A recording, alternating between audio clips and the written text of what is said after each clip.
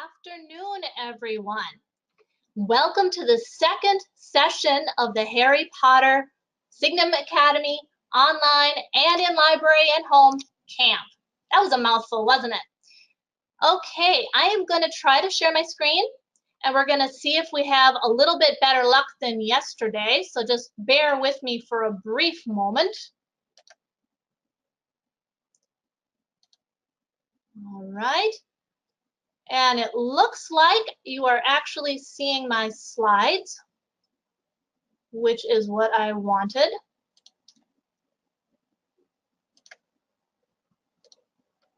Okay, so let's go ahead and get started today then. I want to start by, first of all, just reminding you guys that you can certainly type in questions or comments into the question box if you have them. And in fact, I'll be encouraging you to do so at times throughout the session. And I also want you to make sure that you know that you can email camp@signumu.org anytime you want to ask me a question, and we'll go over it in the next class period. I'll email you back whatever seems to be the best for that particular question. Okay, so is there anybody who has questions or comments before we get started? All right, then let's take a minute and review what we did yesterday. We talked about some main themes that we were seeing in Harry Potter yesterday, already in the first two sections of the book, the first two chapters, right? We talked about misinterpretations. That was a big one. Characters getting information, getting evidence, seeing things, hearing things, but not interpreting it quite right. We talked about that quite a bit. We also talked about the difference between appearance and reality. Remember with Hagrid, we talked about how he looks so wild, too big to be allowed, and yet he is so tender and so loving, and he gives baby Harry this horribly scratchy kiss and bursts out in this wonderful howl when he has to say goodbye. So we talked about those two things. We talked about how JK Rowling vividly describes her magical world, and we're going to see more of that today. We also gave ourselves a couple of guiding questions as we explore Harry Potter and the Sorcerer's Stone. We asked ourselves, why does Harry become Harry? He's been mistreated for 10 years, left to live in the cupboard under the steps, mistreated by his aunt and uncle, bullied by his cousin, but how does he end up to be Harry, the sweet kid that he is? And we're going to see how that works more throughout the book, but keep that in the back of your brains. We also talked about how come Dumbledore didn't come to help Harry? That was a question that one of you asked yesterday, and I thought that was a great question. We're going to keep coming back to that as well throughout the day, or throughout the series, actually. Okay, so with those things in mind, we'll get started on chapters 3 and 4 today. Our presentation is titled, You're a Wizard, Harry. This is where our Harry finds out that he is indeed a wizard. I'm going to check my screen sharing here in a minute. You guys hang in there. Something looked a little weird for a moment. Okay.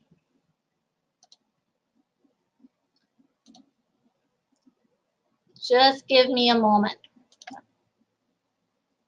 Pause that. All right. So let's begin. We see Harry at the beginning of this next chapter. Hang on just a moment. All right. We see Harry at the beginning of this next chapter at the start of his summer break from school. We see him having just gotten over the longest break, or the longest punishment he's ever had. I'm just fixing some technical things, you guys. Sorry, it takes me a moment here. Okay, we see him coming out of his cupboard, finally. And we see the Dursley family and Harry ready to begin a new chapter of their lives. They're about to go to school, or at least Dudley and Harry are. Now, they're not going to the same school, and Harry's pretty excited about that. He thinks that's kind of neat that finally, he's going to be away from Dudley's gang and from Dudley. But his new school isn't quite the top of the line of a school. He's going to be going to the local secondary school, the local public school. Dudley, on the other hand, is going to Uncle Vernon's old school Smeltings. And we begin pretty close to the beginning of the chapter by getting an idea of their uniforms. Let's take a look at these. And as we do so, think about the colors of these uniforms. That evening, Dudley paraded around the living room for the family in his brand new uniform. Smeltings boys wore maroon tailcoats, orange knickerbockers, and flat straw hats called boaters. They also carried knobbly sticks used for hitting each other while the teachers weren't looking. But then, a little bit later, Harry encounters his own uniform. Or the start of it? Maybe. The tub was full of what looked like dirty rags swimming in gray water. Harry tried not to think about how he was going to look on his first day at Stonewall High. Like he was wearing bits of old elephant skin, probably. Poor Harry. Look at Dudley's uniform. It's got colors, and lots of them. My goodness, can you picture this? Just think about this in your mind, you guys. Picture maroon tailcoat. A tailcoat is one that has kind of a long tail, you know, like you see in tuxedo coats sometimes. A maroon tailcoat, that's like red, kind of a red. Orange knickerbockers, those are those short pants that go to about the knees. Maroon and orange don't go very well together. And a straw hat, kind of a flat straw hat called a boater. That's colorful, right? Harry's not so much. Everybody at Stonewall High wears gray. Gray, gray, gray. And because they're Dudley's old things, they're going to be pretty big on Harry. Now, I would argue that Rowling here is doing something a little bit symbolic. Do you know what a symbol is? A symbol is something that stands for something else. It's something that gets us to think of something else in a new and creative way. Okay, so we got a lot of color in Dudley's life. Pretty gray in Harry's. Can you see how that might be a symbol? How that might reflect something about their lives? Yeah, Harry's life is pretty gray, isn't it? It's been pretty gray. Okay, but then something very remarkable happens. Harry gets a letter. Harry has never in his life before gotten a letter. And it's a colorful letter. It's got yellowish parchment, emerald green ink, and a purple wax seal. It's colorful. Okay? And it represents something to Harry. It represents excitement, opportunity, hope. Nothing in the world has ever come to him like that before. But it doesn't last very long, does it? Nope. Dudley tattles. Uncle Vernon snatches the letter out of Harry's hand, and he misses out. And Vernon and Petunia, they are horrified by this letter. Here we have colors again. Remember what happens to Uncle Vernon? Remember the colors he turns? He starts out really red in the face, and he's a big guy, you know, big beefy guy with that big mustache. He turns bright red in the face. Then he sees where that letter is from, and he turns green. Usually green means somebody's kind of sick, right? This is making him sick, but he doesn't even stop there. He turns the grayish white of old porridge. Isn't that a vivid description? Remember we were talking about that before, those vivid descriptions? Can you picture that old porridge maybe left over in that bowl from yesterday? What that looks like? That's what Uncle Vernon turned, that color. He's gone from colorful to gray. And now they have a bit of a debate, Vernon and Petunia, about what to do about this letter that Harry has gotten. Petunia doesn't know. She thinks, well, I don't know what to do about this, Vernon. And Harry and Dudley are listening from the door on the other side. Remember, they both got thrown out? But Harry could see Uncle Vernon's shiny black shoes pacing up and down in the kitchen. No, he said finally. No, we'll ignore it. If they don't get an answer, yes, that's best. We won't do anything. They're going to try to ignore this colorful, hopeful letter that Harry received. How successful do you think that will be? Probably not too much, right? If you've read this chapter, you know it wasn't successful at all. Okay, and yet, Petunia and Vernon, they do something. Remember the letter's address? Remember how it says to Harry Potter, cupboard under the stairs, number 4 Privet Drive, etc., etc. Somebody knows that Harry is living in the cupboard under the stairs. And that bothers Petunia and Vernon very, very much. Are they having a twinge of conscience, perhaps? Maybe the fear that somebody out there knows that they are not what they seem, that their lives aren't as perfect. Remember we talked about that yesterday, how it was really important for Petunia and Vernon to be normal, that nothing magical or mysterious was associated with them at all, nothing. And now somebody knows that Harry is living in that cupboard under the stairs, and that scares them. So Harry gets to move into Dudley's second bedroom. Now this doesn't seem like maybe the greatest deal in the world to us, perhaps. Many people around here perhaps have their own bedrooms or shared with a sibling. But for Harry, this is a big deal. He's been living in this cupboard with spiders, right? Yuck, all these years. And now he gets to move into Dudley's second bedroom, over the top of Dudley's fits. And remember, he has them too. He was sick on purpose. He threw his turtle out the greenhouse. Oh my goodness. Okay, it only takes Harry one trip to move all his stuff. And he's surrounded by Dudley's broken things. But Harry has a bit of a revelation, doesn't he? It only took Harry one trip upstairs to move everything he owned from the cupboard to this room. Yesterday, he'd have given anything to be up here. Today, he'd rather be back in his cupboard with that letter than up here without it. Harry's come to realize something, hasn't he? He's come to realize something about what's really important. What's really important to him is the hope and the opportunity represented by that letter, not the material things that cover that room, even though they're broken. He manages to fix the alarm clock, though, remember that? So there's Harry, sitting in Dudley's second bedroom, wanting his letter.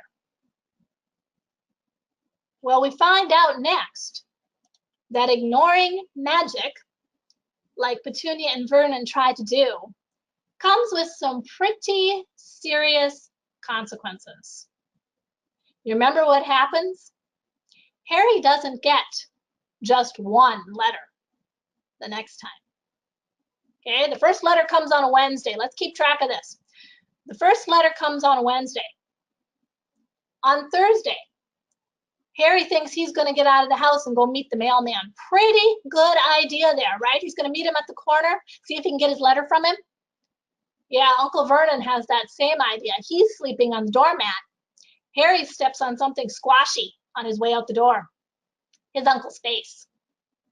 3 letters show up that day. Harry doesn't get any. 12 letters on Friday.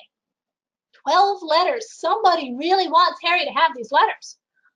On Saturday, 24 letters. And then on Sunday, even more. A whole pile of letters. Letters coming in everywhere. Letters filling the kitchen. And Uncle Vernon has a reaction to these letters. He is hilarious with these letters.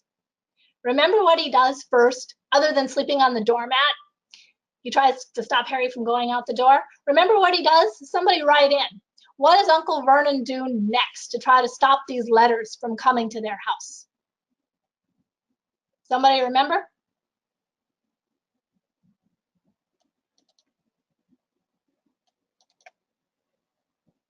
What does Uncle Vernon do? See something coming here? Yeah, he boards up nails the openings up. Exactly. Boards up the windows. Boards up the letter box too, remember? The slot in the door for the letters to come in? Exactly. He boards everything up. Any little crack in the house that these letters could come through, Uncle Vernon's boarding it up. Of course, he's getting a little crazy as he does so. He pulled out half his mustache already, and he's trying to pound in nails with fruitcake. All right, so he's already going a little bit nuts here. Okay, and finally, he can't stand it anymore. The letters are coming fast and furious.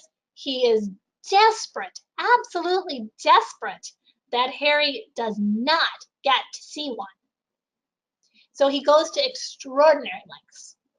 He packs up the whole family in the car, every last one of them, including the screaming Dudley, who wants to take his computer, his VCR, and his television, and they take off. This is a crazy scattered trip. They go here, they go there, they go everywhere. Vernon stops in the middle of things, looks around. They spend the night in a crazy motel with damp sheets. Ick, right? And Harry's still getting letters. The letters show up at the hotel. So they go the next day, stopping here, stopping there, in the middle of a bridge, at the top of a car park, all over the place. And Dudley has an idea about this.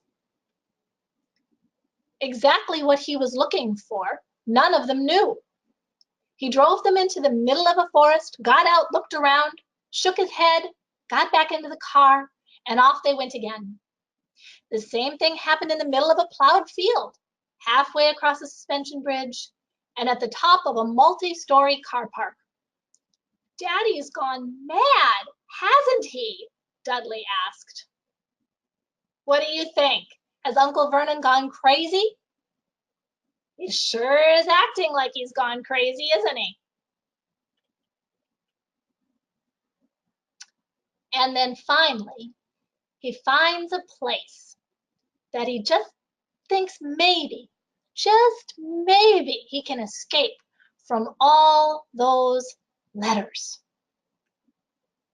It's a hut on a rock in the middle of the sea. It's cold. It's stormy. It's miserable. The inside was horrible. It smelled strongly of seaweed. The wind whistled through the gaps in the wooden walls, and the fireplace was damp and empty. There were only 2 rooms. The hut on the rock, Uncle Vernon's refuge, so he thinks. Do you remember some of the details? Do you remember what the Dursleys and Harry have for supper at the hut on the rock? Somebody type in if you remember. What did they have for supper? Chips. Yeah, chips, and what else? There was one other thing that they had.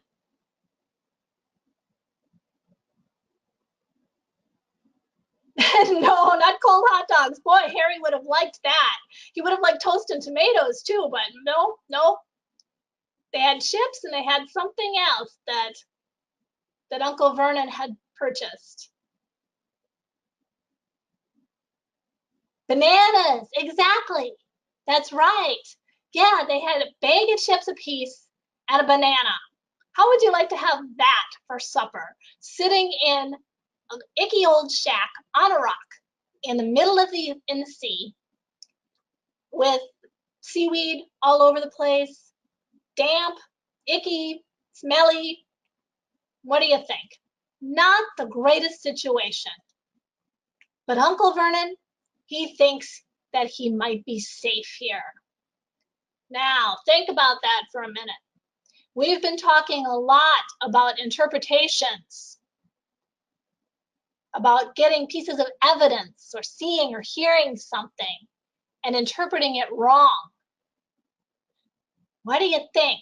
Did Uncle Vernon interpret this wrong? I think he did. He thought he'd be safe there, but, okay, Harry curls up on the floor under the thinnest and most ragged blanket that there is, and he's waiting for the clock to strike midnight. He can see on Dudley's watch, remember what time it is? And he remembered something rather important too. The next day was his birthday. Now he says the Dursleys have never been very impressed with Harry's birthdays. Let's put it that way. They tend to give him things like Uncle Vernon's old socks and clothes hangers. How would you like that for a birthday present? But then you don't really turn 11 every single day, so Harry thinks that's still something to mark, something to be proud of. He's even thinking about waking up Dudley just to annoy him. Now that's an 11-year-old, right? With a cousin. Okay, and Harry's waiting for his birthday to come. And then, whoops, excuse me there, I'm going to back up for a moment. And then, bang, something bangs on the hut. Okay, and we get to the end of that chapter, chapter 3, in suspense. Okay, so let's take a look at the journal question for chapter 3. Why do you think Vernon Dursley tries so hard to prevent Harry from getting his letters? Okay, we know that Vernon and Petunia, they don't want Harry. They've never wanted Harry. To them, Harry's a burden. To them, Harry is a danger almost. Remember, they want to be nice and normal, nothing odd going on. And yet something strange happens with Harry all the time. Whether it's ending up on the roof of the school or letting a boa constrictor out of his glassed-in cage. Something weird happens to Harry and around Harry all the time. And yet, Vernon and Petunia don't really want to get rid of him either. Now we know that that Vernon and Petunia pretty much know where this letter's coming from, even if Harry doesn't. The book is told from Harry's perspective, so we as an audience don't know yet, but we can guess that Petunia and Vernon do, because they've said that they're gonna, let's just ignore this. They'll leave us alone if we just ignore it, which of course hasn't worked. But there's something that they don't want even more than they don't want Harry. Think about that when you're working on your journal questions. What is it that Vernon and Petunia really don't want to happen? And why does that make them try so hard to prevent Harry from getting his letters? Okay, let's take a moment to see if there's any questions from anyone. Is there anything that you have a question about in this chapter or anything else, or something that especially stood out to you that you want to let the group know about? Something that disturbed you even? Wait for just a moment here. You can go ahead and type it in if you do.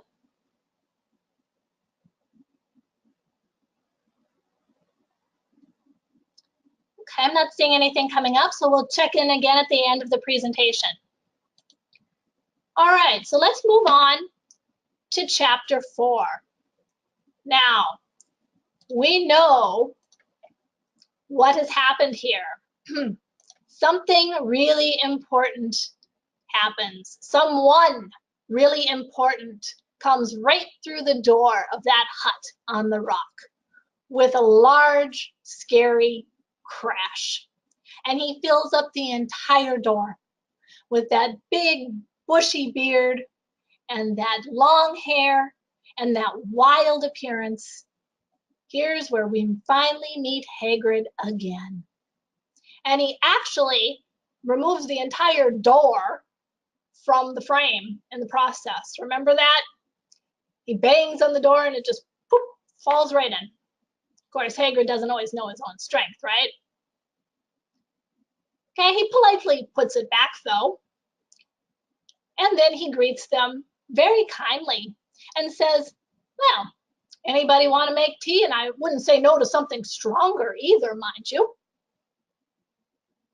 Okay, so again, we see something we've been talking about. Hagrid's appearance versus Hagrid's behavior. Hagrid's reality. He appears really scary, really wild, and he comes in, politely puts the door back and wants to make tea. But he also will not tolerate any bullying from Vernon Dursley. Okay, he does not hesitate to put Vernon in his place. Remember, Uncle Vernon here had that long, thin package with him when he went to the hut on the rock. We finally found out what was in that package, right? But it doesn't intimidate Hagrid one little bit. Instead, he says, ah, shut up, Dursley, you great prune, said the giant. He reached over the back of the sofa, jerked the gun out of Uncle Vernon's hands, bent it into a knot as easily as if it had been made of rubber, and threw it into a corner of the room. Uncle Vernon made another funny noise, like a mouse being trodden on. It's a little bit satisfying, isn't it? Just a little bit. We see Uncle Vernon, who's bullied Harry for years and years and years, finally getting just a little taste of his own. Somebody who's not at all scared to stand up to him and say, that's enough. I'm not intimidated by you. And I'll take the gun out of your hand and tie it in a knot. Okay, it's satisfying to us to see that. And I think it was a little satisfying to Harry as well. And then suddenly, something interesting happens, doesn't it? That little hut on the rock, it turns from horrible to homey. Hagrid is there now.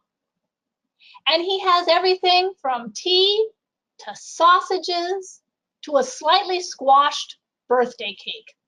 Well, he might have sat on it somewhere from between home and his destination. He builds a nice warm fire, as we see here. His eyes fell on the empty grate with the shriveled crisp packets, chip packets, in it, and he snorted. He bent down over the fireplace. They couldn't see what he was doing, but when he drew back a second later, there was a roaring fire there. It filled the whole damp hut with flickering light, and Harry felt the warmth wash over him as though he'd sunk into a hot bath. It doesn't take much to transform that little hut, does it? A friendly face, a nice warm fire, tea and sausages, wonderful smells, wonderful tastes, even Harry's first ever birthday cake. Slightly squashed, but that's all right. Hagrid's kindness is what does it. Hagrid, who looks so wild, who looks so scary, has just transformed that little hut on the rock from horrible to homey. But Hagrid has some more surprises for Harry, doesn't he? He has a message for Harry. And he doesn't realize at all how little Harry knows. He expects Harry to know about his parents, who they were, what happened to them. He expects Harry to know what Hogwarts is. who it is or where it is. He expects Harry to know who and what he is, that he's a wizard. And yet, Harry knows nothing. Nothing at all. And Hagrid is surprised. So finally he has to tell him, Harry, you're a wizard. I'm a what? Gasped Harry. A wizard, of course, said Hagrid, sitting back down on the sofa, which groaned and sank even lower. And a thumping good un, I'd say, once you've been trained up a bit. With a mom and dad like yours, what else would you be? And I reckon it's about time you read your letter.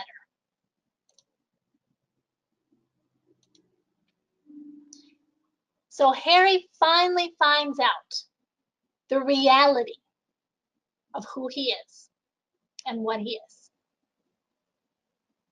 Okay. Take a look at something. We're just going to take a little break out here, and we're going to look at Hagrid's speech, how Hagrid talks.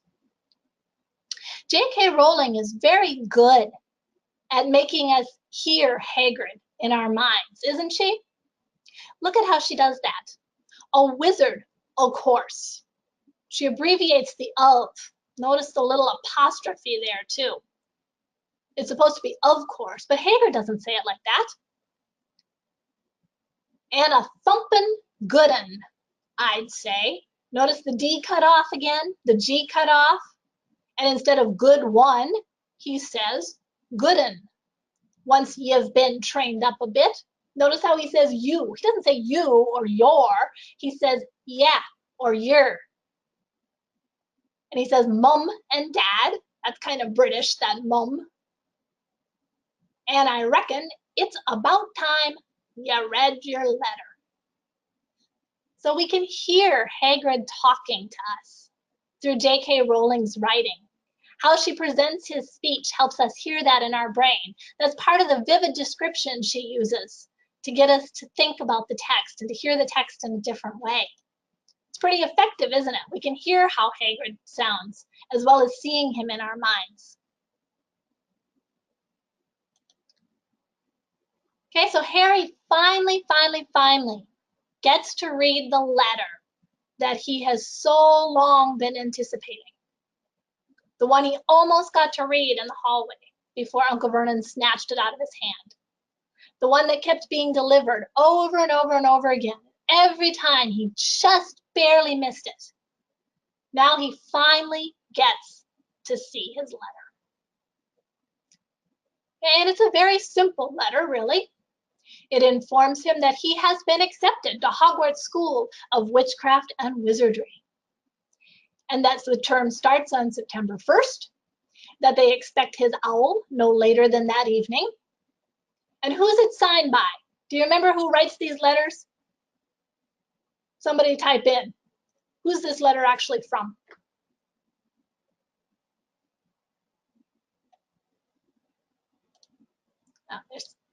Yeah, Professor McGonagall, exactly.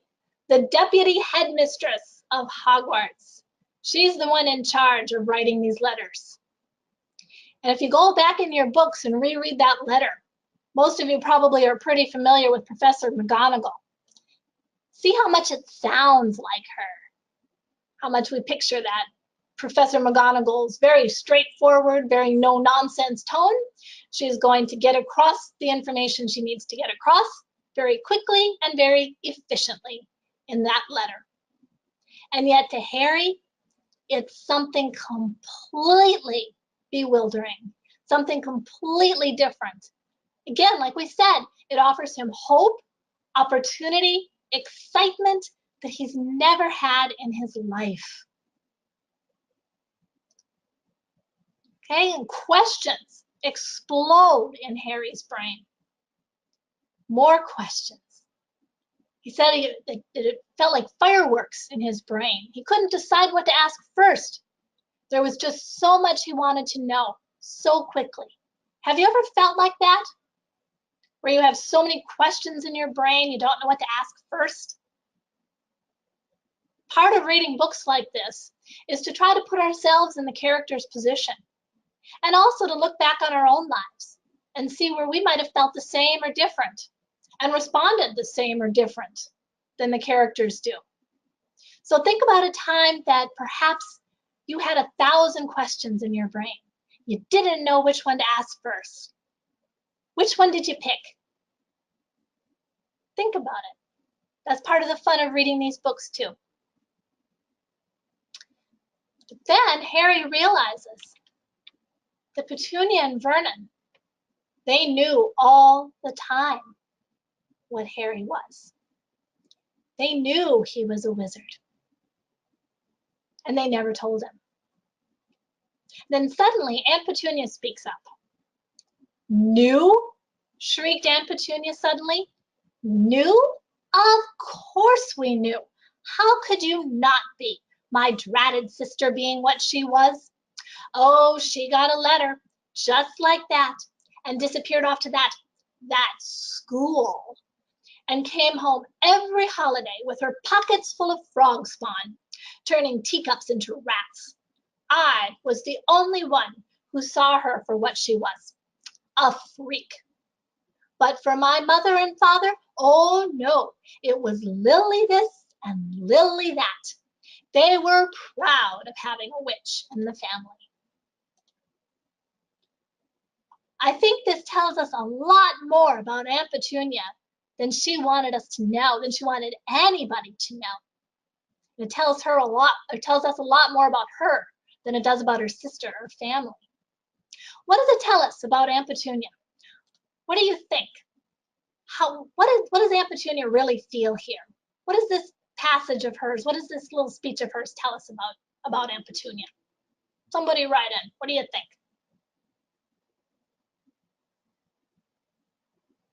How does she really feel about her sister? Yeah, jealousy, angry, exactly. She is so jealous, isn't she? There's a lot of hurt inside Aunt Petunia. She's jealous. But that jealousy and that anger of Lily getting picked for Hogwarts and not her, that turns into meanness, doesn't it? And she makes other people hurt along with her. She's hurt. Her sister got picked for something that she didn't. She's jealous.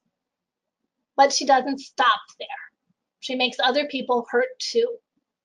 She makes herself feel better about being left out and about being separated from her sister. And to do that, she lashes out.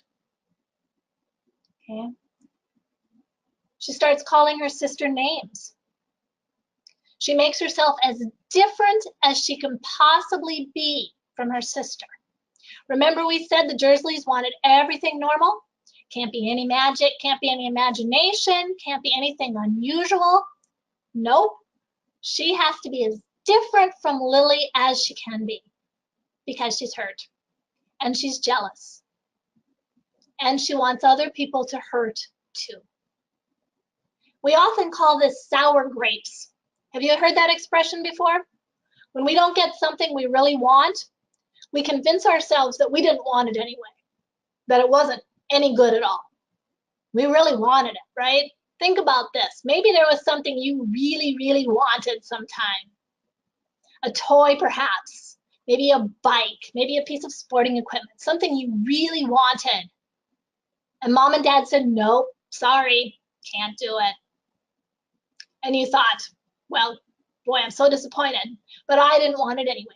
Nope, no, that thing is no good anyway. I don't want that. There's other things out there that are so much better than that. That's just a piece of junk. You ever done that? That's called sour grapes. And that's what Petunia Dursley is doing here. She's so jealous and she's so hurt that her sister got to go to Hogwarts and her sister got to be the star of the family. That her parents liked what her sister was doing, loved what her sister was doing, were proud of her sister. That she had to turn away and be sour grapes about it. She had to call her sister a freak. Kind of sad, isn't it? We might actually start feeling just a little bit sorry for Aunt Petunia, because she's been bitter about this her entire life. She's a grown-up now, but she still feels like that toward her sister. And she takes it out on her sister's son. And that's probably the biggest tragedy of all, because it isn't Harry's fault one bit. Okay? So, since nobody has ever told Harry who he really is and what really happened to his family, Hagrid is left with the task of explaining. And he has to explain to Harry what happened to his parents when Voldemort came for them and how they died. And he has to explain to Harry how Hagrid himself took Harry out of that house, that destroyed house of theirs. And it's hard for Hagrid. Remember, he doesn't want to say Voldemort's name. And Harry asked him, well, you can write it down. And he's like, no, I can't spell it. All right, I'll say it just this one time. Don't make me say it again. And he shivers when he says Voldemort. And that's really hard for Hagrid. He didn't expect to have to go there and explain everything. But notice how he does it so gently and so tenderly to try to keep it from being hard on Harry. But it is. It's very painful to hear this for Harry. Something very painful was going on in Harry's mind. As Hagrid's story came to a close, he saw again the blinding flash of green light, more clearly than he had ever remembered before. And he remembered something else. For the first time in his life, a high, cold, cruel laugh. Remember, Harry was only a year old when his parents died, and when he was struck with the curse that Voldemort aimed at him. He doesn't remember much, but what he does remember is very, very painful. Sometimes when memories come up again, that happens. That's deep down inside Harry, that's been hidden for 10 years. And now he has to face it. And he does a pretty good job of it too, doesn't he? He does a pretty good job of facing that pain. He has to know the truth. And there's another theme that we're going to be following all the way through this first book of Harry Potter, the truth. Harry needs to know the truth about who he is. And he finally does. Even if it hurts him, even if it's painful, he needs to know. And he's not quite ready to accept it yet, is he? You remember what Harry does? Remember how he responds after this? Somebody type it in. See if you can remember what Harry's next response was. What do you think?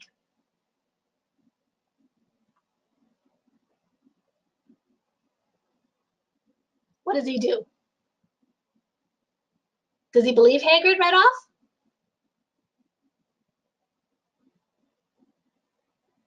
People aren't getting this one quite so much. Remember, he protests. Oh, somebody might have gotten it. Let's see.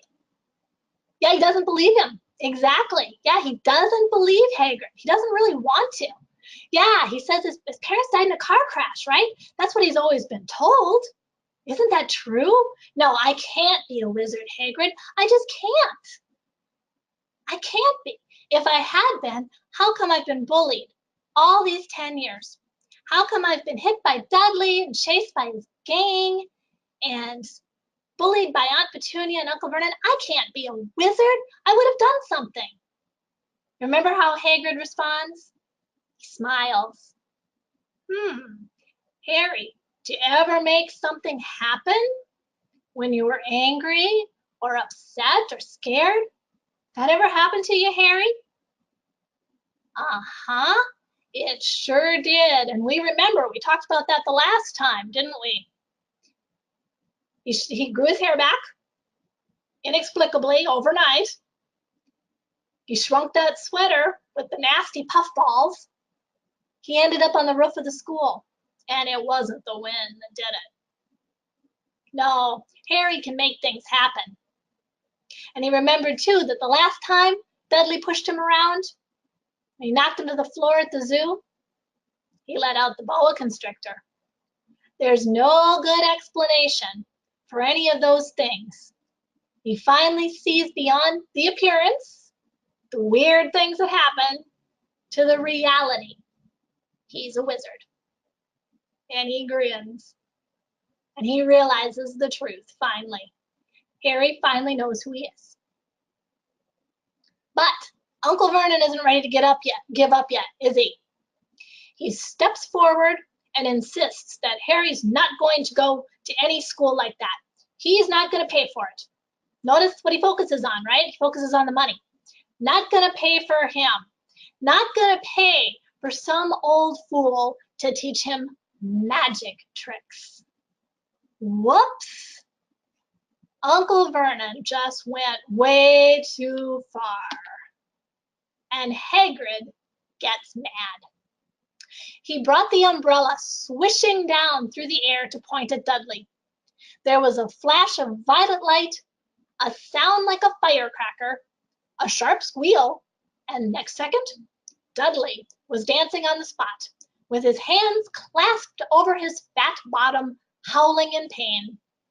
When he turned his back on them, Harry saw a curly pig's tail poking through a hole in his trousers.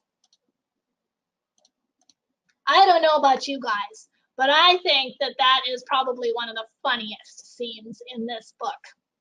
Can you picture that? Just shut your eyes a minute and try to picture that scene. Picture Hagrid, big, wild-looking Hagrid, with his black beard and his black bushy hair, and he's holding a pink umbrella. Pink, right? Talk about a contrast. And he swishes it down at Dudley, and all of a sudden, Dudley's dancing around with a pig's tail. It's hilarious. Now, those of you who are in your groups, meeting in your groups at your libraries or at home perhaps, you ask your parents or your camp organizers about the activity for this chapter and see what they say to you.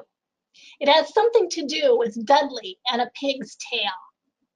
Okay, so you make sure to ask them if they haven't told you already, and ask them if they'd let you do that activity, because I think you'll really, really like it. And I'll just leave it at there, and you guys ask your parents or your organizers about that. Remember what Hagrid said? That he meant to actually turn Dudley into a pig. But there just wasn't that much of a difference anyway. So all he got was the tail. Not that much left to do.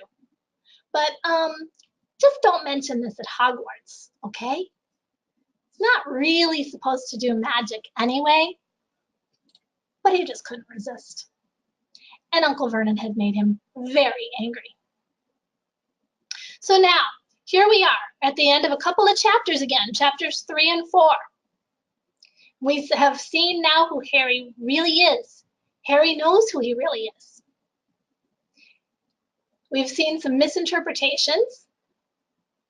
Vernon Dursley could not stop Harry getting his letter. Ignoring it didn't work. We've seen a lot of appearance versus reality. We've seen a woman who's been very jealous and bitter for many years, and we've seen how she's taken it out on her nephew. Okay, let's think about why or how Harry becomes who he is again. We've talked about that question before. The bullied Harry all these years, and yet he turns out to be a pretty good, self-sacrificing young man. Okay? Think about that over the next day. What clues do these two chapters give us about Harry and about his situation that might help us answer that question? Think about that. I'm going to give you your journal question too for chapter 4. How would you feel if you, like Harry, found out something unexpected about yourself that you never knew? Write that in your journal. Write about that. What would happen if you found out something really unexpected, something you never knew about yourself? How would you feel? How would you respond? Harry protests, doesn't he, at first? Hagrid has to give him some more help before he really accepts it. Would that happen to you too? So think about that.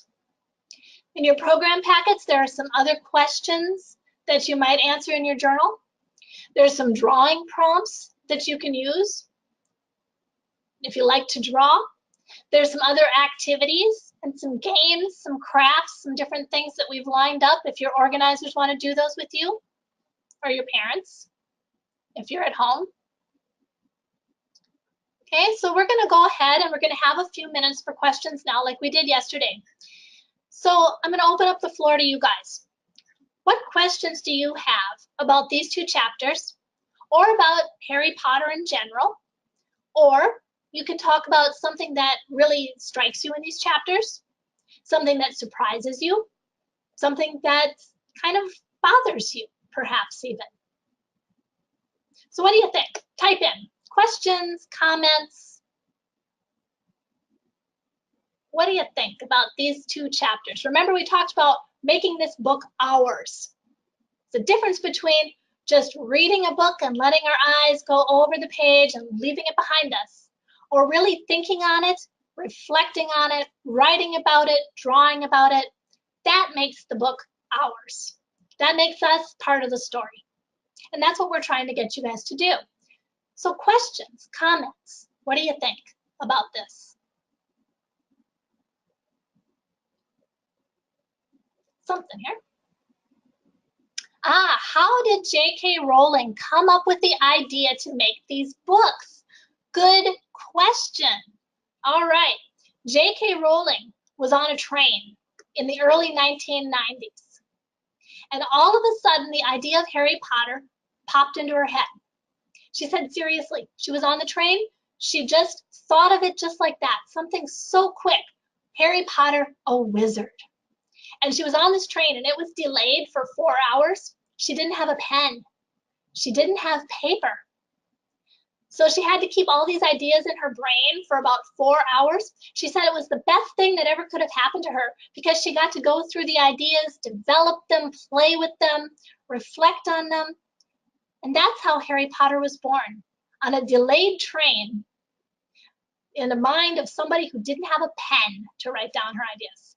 Pretty cool, right? It can come on you just like that. I got another question here. Why would Hagrid put a tail on Dudley instead of on the parents? Good question. Remember what Hagrid says. He says he meant to turn Dudley into a pig, but he was close enough to a pig anyway, so he only got the tail. What do you think would hurt Vernon and Petunia Dursley more?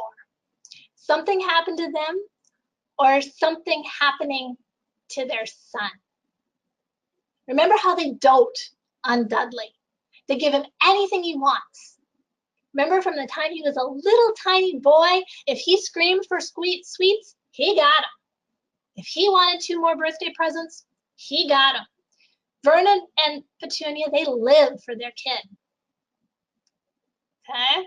They live for him. So seeing something happen to him, like getting a pig's tail, is going to actually be more of a punishment for them, perhaps, than for Dudley himself. Ask your parents. See what they say about that.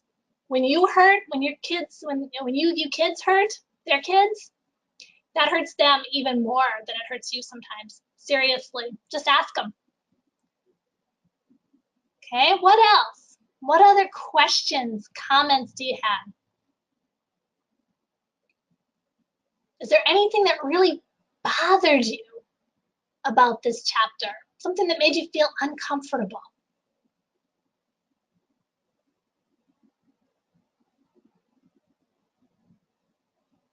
Anything? I don't know about you guys, but for me, remember that creepy hotel they stayed in? And they had to sleep on damp sheets and eat tinned tomatoes and toast for breakfast. I don't know about you guys, but that creeped me out. Can you imagine being in a hotel and sleeping on damp sheets? Ick, and Dudley snored the whole night? I think the hut on the rock would have been better, don't you guys? Just a little anyway.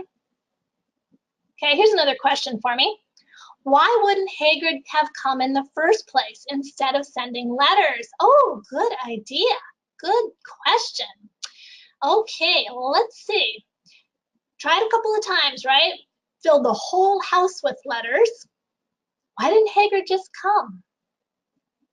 Don't you think it was kind of more fun the way they did it? Don't you think they thought maybe Harry would have a chance of getting his hands on one of those? Maybe they wanted to irritate Petunia and Vernon a lot more. Maybe that's just the way the magical world works. You know, that's something to think about, isn't it? The magical world isn't logical always. Not like we like to think. That things happen in a certain way and they should happen in a certain way. But the magical world, things don't happen like that. Things don't always seem reasonable or logical. We would think, well, Hagrid should just go get him. That'd be the easiest way to do it. But the magical world doesn't work like that. Let's find some more examples of that as we go through the book, how the magical world was different. Okay, and we've got one more question here. Why did it take Hagrid so long to get Harry to the Dursleys when he was a baby? The book said people were celebrating all day, and Hagrid said he was the first one there. Ah, good question. I have read about that actually before too. People have asked that before you. Okay, so yeah, that's right. It takes Hagrid several hours, maybe even a full day, to pick up Harry from the ruined house and to get him to Dumbledore at Vernon and Petunia's. Okay, now let's think about that for a minute. We know that when Voldemort shot that curse at Harry, something happened to Voldemort. Something changed. He fled, he left, he disappeared, something happened, but nobody knew exactly what. Nobody knew if he'd gone. Nobody knew for sure what happened to him. Now, do you think if Voldemort was still around someplace, if he hadn't really been defeated, who's the first person he would have gone after? Harry, right? You think maybe Hagrid was just trying to keep Harry safe for a little while until they knew for sure that Voldemort wasn't going to show up again? That's what I think, anyway. I'm not sure. There are other people who might think differently about that. But I think they were trying to keep Harry out of the way for a little while. Keep him hidden for just a little bit until they knew for sure that Voldemort was gone. Okay, I got one more question here. Very good. How did Harry get his scar? Ah, good one. Voldemort shot a killing curse at Harry, but it didn't kill Harry. For some reason, Harry's the only person in the entire wizarding world who's ever survived a killing curse. It didn't kill him, but it left the scar on his forehead. That lightning-shaped scar right where the curse would have hit it. And that's how he got his scar. Because Voldemort shot that curse at him and it deflected. It went back at Voldemort instead of killing Harry. But it left him with a scar. And remember what Dumbledore said, scars are very useful things sometimes. All right, are there any more questions or comments? Then next time, we are going to talk tomorrow, actually, about one of my very favorite chapters in this book, Diagon Alley. So I want to remind you again, if you have more questions or comments, to please email them to me at camp@signumu.org. I'll be glad to answer more questions or comments or talk about them at the beginning of tomorrow's class as well. Okay, until then, I say thank you for attending Signum Academy's Harry Potter Camp, and we'll see you tomorrow, all you magical people.